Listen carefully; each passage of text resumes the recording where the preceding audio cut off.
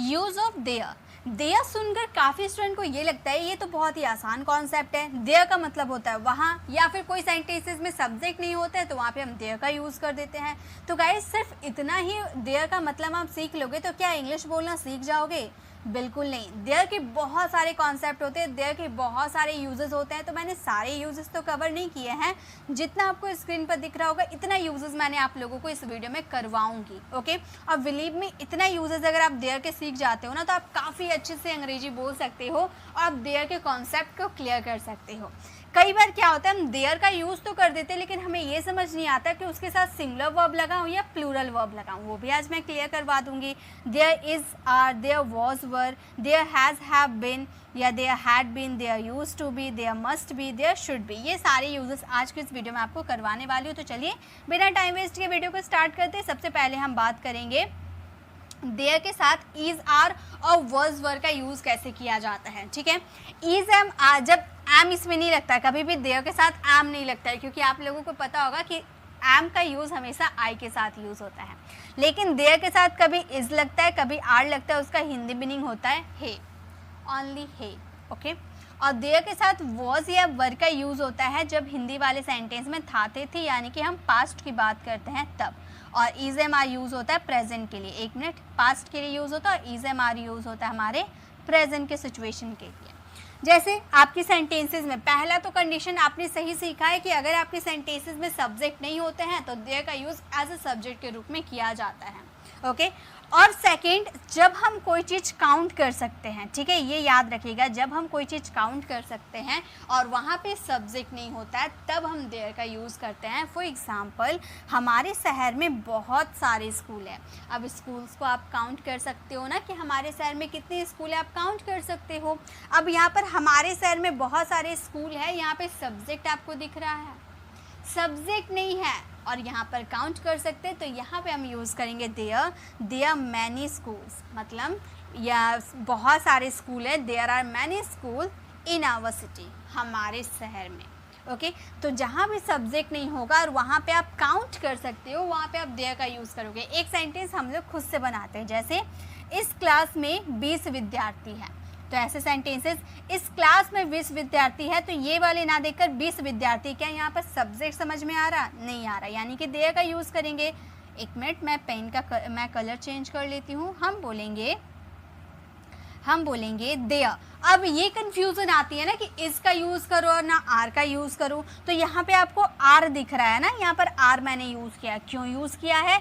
Many schools, यानी कि ये प्लूरल है आपका। यहाँ पे जो दिख रहा है ना, देयर के अकॉर्डिंग आप इज और आर का यूज़ नहीं करते हो। मैनी स्कूल्स यानी कि प्लूरल है, उसके अकॉर्डिंग हमने यहाँ पर आर का यूज़ किया।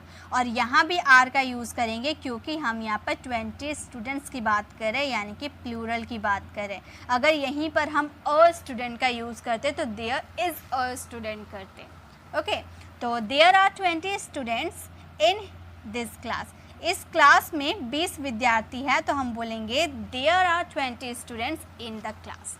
ओके, जैसे अगर आपको बोलना हो कि मेरे मोबाइल में एक फ़ोटो है, मेरे मोबाइल में एक फ़ोटो है, तो आप बोलोगे there is a photo in my mobile. There is a photo, is लगाए क्योंकि एक फ़ोटो की बात कर रहे हैं। ओके, नेक्स्ट देखिए, इस कमरे में 10 लोग हैं, 10 लोग थे। अब यहाँ पास्ट की बात करें तो था, थे आ जाएगा, तो वहाँ तो वॉज वर का यूज़ करेंगे। तो इस कमरे में 10 लोग थे, देयर वर।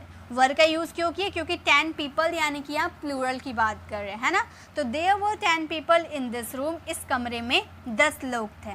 मेरे मोबाइल में एक फ़ोटो थी। अब आई थिंक ये सेंटेंस आप बना लोगे तो ये सेंटेंस आप फ्रेम कीजिएगा। अब एक स्लाइड देखकर आप सोचते हो कि देयर बहुत आसान है, तो बिल्कुल गलत हो। ये तो क्लियर हो गया ना। अब आगे देखिए, आगे क्या है। अब हम बात करेंगे there has have. Has have का यूज़ जब हमारे सेंटेंस में है आता है। अब इज, एम, आर में भी तो हमने यूज़ किया था, लेकिन इसमें से है आ रहा है, यानी कि इसमें हम टाइम मेंशन करते हैं, टाइम मेंशन करते हैं। और हैड का यूज़ में भी हम टाइम मेंशन करते हैं। एक एग्जांपल मैं बताती हूँ। मैंने हैज़ हैव के वीडियो में आप लोगों से क्लियर किया था, मैंने अभी नहीं, वीडियो सेक्शन मैंने क्लियर किया था। देखिए, अगर आपको बोलना मैं बिज़ी हूँ तो आप क्या बोलोगे? ये एकदम कॉमन सी बात है। अगर आपको बोलना मैं बिज़ी हूँ तो आप क्या बोलोगे? आप बोलोगे आई एम बिज़ी, मैं बिजी हूँ, आई एम बिजी। लेकिन यही सेंटेंस में अगर आप टाइम मेंशन करते हो कि मैं सुबह से बिजी हूँ, तो क्या आप ये सेंटेंस को ऐसे बोलोगे, I am busy since morning? क्या आप ऐसे बोलोगे, I am busy since morning? जी ये बिल्कुल गलत है। कभी भी इज एम आर के साथ सिंस फोर का यूज़ नहीं किया जाता है। आपको ये सेंटेंस को ऐसे बोलना होगा, I have been busy since morning. तो जब आपको नॉर्मल तरीके मतलब टाइम का मेंशन नहीं करना होगा, सिर्फ इतना बताना मैं बिजी हूँ, आई एम बिजी, ओके, या मैं दुखी हूँ, आई एम सैड, मैं खुश हूँ, आई एम हैप्पी, सिंपल बोलना होगा, सिंपल बोलो। लेकिन उसी में अगर आप टाइम मेंशन कर देते हो कि मैं सुबह से बिजी हूँ, तो इज एम आर के साथ सिंस टाइम का जिक्र किया ही नहीं जाता। याद रख लीजिएगा, इज एम आर के साथ कभी भी टाइम का जिक्र नहीं किया जाता है। जब टाइम का जिक्र करोगे तो हैज़ हैव बिन का यूज़ करेंगे, I have been busy since morning. Okay तो यही कॉन्सेप्ट इसमें भी लागू होता है। जैसे इस कमरे में 50 कुर्सियां हैं, सिंपल है, इस कमरे में 50 कुर्सियां। क्या यहाँ पे मैंने टाइम का जिक्र किया है? नहीं किया है। तो ये हमारा सिंपल सेंटेंस बनेगा, there are 50 chairs, there are 50 chairs in this room. इस कमरे में 50 कुर्सियां हैं, तो हम बोलेंगे there are 50 chairs in this room. ये सिंपल हो गया। यहाँ पे हमने टाइम नहीं यूज़ किया है का जिक्र कर रहे थे, इसलिए इज एम आर का यूज़ मतलब इज आर का यूज़ कर दिया। नेक्स्ट सेंटेंस यही, इसी में हम टाइम मेंशन कर देते। इस कमरे में 2 दिन से 50 कुर्सियाँ हैं, या इस कमरे में 2 दिन से 50 कुर्सियाँ लगी है या है, कुछ भी बोलो, लेकिन यहाँ पे आपने टाइम मेंशन कर दिया 2 दिन से। तो क्या यहाँ पर इज और आर का यूज़ करके टाइम मेंशन करें? कभी नहीं कर सकते। इसीलिए यहाँ पे हमें हैज़ हैव बिन का यूज़ करना होगा। हमारा ये सेंटेंस इस तरीके से ये बन जाएगा, there have been 50 chairs, there have been 50 chairs in this room. कब से है? 2 दिन से, यानी कि for 2 days। ओके तो इस तरीके से आपको बनाना है। अगर सिंपल आपको टाइम मेंशन नहीं करना, यानी कि इज आर का यूज़ करोगे प्रेजेंट में, और अगर उसमें आप मेंशन कर देते हो टाइम का, तो हैज़ हैव बिन का यूज़ करोगे। ओके क्लियर है ना? अब समझ में आ रहा होगा। अब उसी तरह से पास्ट भी कर लेते हैं। इस कमरे में एक पंखा था, तो हम कैसे बोलेंगे? इस कमरे में एक पंखा था, हम बोलेंगे there was a fan in this room. अब यहाँ पर देखिए, एक पंखे की बात की ना, अ फैन सिंगुलर की बात की, इसलिए वॉज का यूज़ किया। There was a fan in this room. इस कमरे में 2 साल से एक पंखा लगा हुआ है, या इस कमरे में 2 साल से एक पंखा था, कुछ भी बोलो।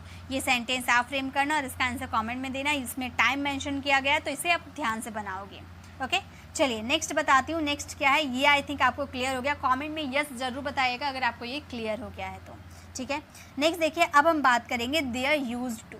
देयर यूज्ड टू के साथ कभी आपको बी लगाने होंगे और कभी हैव यूज़ करने होंगे। हुआ करता था, अगर यहाँ पर स्टेट ऑफ बीइंग शो करेगा तो बी का यूज़ कीजिएगा, और पास यानी कि पोजीशन शो करेगा तो हैव का यूज़ करेंगे। सेंटेंस मैंने सभी तरह के आपको दिए हैं, ठीक है। वहाँ एक राजा हुआ करता था, देयर यूज्ड टू हुआ करता था। यहाँ पे स्टेट ऑफ बीइंग की बात करें तो हम बोलेंगे देयर यूज्ड टू बी और किंग देयर। देयर का यूज़ 2 बार हुआ है, क्योंकि यहाँ पर देयर का यूज़ एज अ सब्जेक्ट के रूप में हुआ है, यहाँ पर देयर का यूज़ वहाँ के सेंस में हुआ है, ठीक है। नेक्स्ट, बहुत सारे पैसे हुआ करते थे। अब पैसे स्टेट ऑफ बीइंग शो कर रहे हैं क्या? नहीं। पास होने की बात करें, पोजीशन की बात करें कि मेरे पास बहुत सारे पैसे हुए करते थे, अगर मेरे पास बोलते तो आई हैव बोलते, ओके। लेकिन यहाँ पर मेरे पास बोले हैं क्या? नहीं, सिर्फ इतना बोले बहुत सारे पैसे हुआ करते थे। तो हम इस सेंटेंसेस को बोलेंगे there used to have a lot of money. बहुत सारे पैसे हुए करते थे, या फिर यहाँ बहुत सारे पैसा हुआ करता था। There used to have a lot of money here, okay. Next, वहाँ एक स्कूल हुआ करता था, there used to be a school there. मेरे घर के सामने एक पार्क हुआ करता था, ये सेंटेंस आप फ्रेम कीजिएगा। ओके, सामने यानी कि इन फ्रंट ऑफ माई हाउस, ये सेंटेंस आप फ्रेम कीजिएगा। कन्फ्यूज़न होती है तो मैं तो हूँ आपको बताने के लिए, इसकी पीडीएफ भी तो आपको मेरे टेलीग्राम चैनल पर मिल जाएगी। ओके, नेक्स्ट देखिए, अब हम बात करेंगे देयर शुड बी। अभी हम लोगों ने यूज टू भी देखा, अब बात करेंगे शुड बी। शुड बी का मतलब होता है होना चाहिए। होना चाहिए का सेंस आएगा और यहाँ पे सब्जेक्ट नहीं होगा। जैसे कोई संदेश नहीं होना चाहिए, कोई संदेह नहीं होना चाहिए, ठीक है, मतलब कोई डाउट नहीं होना चाहिए। इसे हम दो तरीके से बना सकते हैं, there should be no doubt, यहाँ पर नहीं का जिक्र हुआ है ना, there should be no doubt. या फिर आप सेंटेंसेस में यहाँ पर नॉट का यूज़ नहीं किया, आप ध्यान दीजिए यहाँ पर नॉट का यूज़ नहीं हुआ है, लेकिन अगर आप नॉट का यूज़ करते हो तो आपको सेंटेंस ऐसे बोलना होगा, there should not be any doubt. अगर सिर्फ आप यहाँ पे हमने क्या किया, नॉट और एनी को मिलाकर सिंपली सिर्फ नो लिखा और यहाँ पे हमने अलग अलग करके नॉट और एनी लिख दिया, there should not be any doubt या there should be no doubt, दोनों ही एक ही है, दोनों तरीके से आप यूज़ कर सकते हो। ठीक है, जैसे कोई समस्या नहीं होना चाहिए, कोई समस्या नहीं होना चाहिए, इसे भी दो तरीके से फ्रेम करके देखते हैं। हम बोलेंगे there should be no problem, there should be no problem, कोई समस्या नहीं होना चाहिए। या फिर ये सेंटेंस को हम ऐसे भी बोल सकते हैं, there should not be, okay, there should not be any problem, there should not be any problem, कोई प्रॉब्लम नहीं होना चाहिए, वहाँ कोई कारण नहीं होना चाहिए। ये सेंटेंस आप फ्रेम कीजिएगा और इसका आंसर कमेंट में दीजिएगा, आप दोनों तरीके से बना सकते हो। ठीक है, नेक्स्ट देखिए, नेक्स्ट और लास्ट हमारे देयर का यूज़ है देयर मस्ट बी। अब जैसे आपने शुड बी का यूज़ किया होना चाहिए, मस्ट बी का मतलब होता है होना ही चाहिए, यानी कि इस सेंटेंस में हल्का फोर्स देने की बात होगी। सेंटेंसेस में थोड़ा फोर्स देकर हम बोलते हैं, यहाँ एक अस्पताल होना ही चाहिए, मतलब ज़रूरी है यहाँ पर अस्पताल होना, बहुत सारे बच्चे होते हैं, एक्सीडेंट होता रहता है, यानी कि यहाँ पर एक अस्पताल होना ही चाहिए, ज़रूरी है। ओके, तो मस्ट का यूज़ करेंगे, हम बोलेंगे there must be a hospital here. ठीक है, नेक्स्ट है मेरे घर के सामने एक मंदिर होना ही चाहिए। ओके, तो हम होना ही चाहिए मतलब ज़रूरी है, तो हम बोलेंगे there must be a temple, there must be a temple in front of my house, in front of my house, मतलब मेरे घर के सामने एक मंदिर होना ही चाहिए, there must be a temple in front of my house. बच्चों के लिए यहाँ एक स्कूल होना ही चाहिए, ये सेंटेंस आप फ्रेम करना और इसका आंसर कमेंट में देना। ओके, अब ये थे हमारे सारे मस्ट के यूजेज, सारे देयर के यूजेज। आई होप आपको क्लियर हो गए होंगे। एक मिनट, यहाँ आपको जितने मैंने आपको स्क्रीन पर दिखाए थे ये सारे मैंने आप लोगों को कवर करवाए। देखिए, इसके अलावा बहुत सारे देयर के यूजेस होते हैं, बट मैं आप लोगों के लिए वही लेकर आई हूँ जो हमारे स्पोकन इंग्लिश में ज़्यादा यूज़ किए जाते हैं। ओके, अब आपको ये क्लास कैसी लगी कमेंट में ज़रूर बताइएगा, अच्छी लगी तो लाइक कीजिएगा, अपने फ्रेंड फैमिली को ज़रूर शेयर कीजिएगा, और अगर आप मेरे चैनल पर नए हो और मेरे पढ़ाने का तरीका आपको पसंद आया तो सब्सक्राइब कर आने वाले बेल आइकन को ज़रूर प्रेस कीजिएगा, ताकि रोज़ आने वाली वीडियोज़ की नोटिफिकेशन आपको समय पर मिलती रहे। I'll see you in the next video. Till then, bye bye. Take care.